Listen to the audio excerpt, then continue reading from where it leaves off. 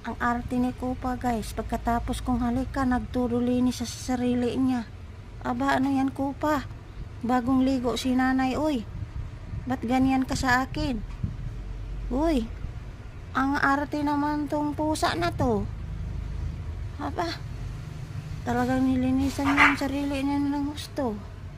Hmm? Ako, grabe naman yan.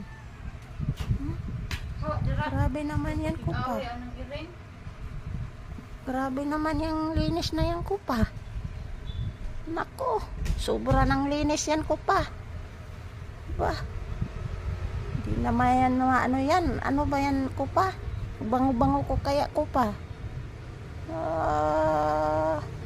Arte naman ng Kupa yan na yan, ng bibi na yan, na cute-cute na yan eh. Ba, grabing linis ah.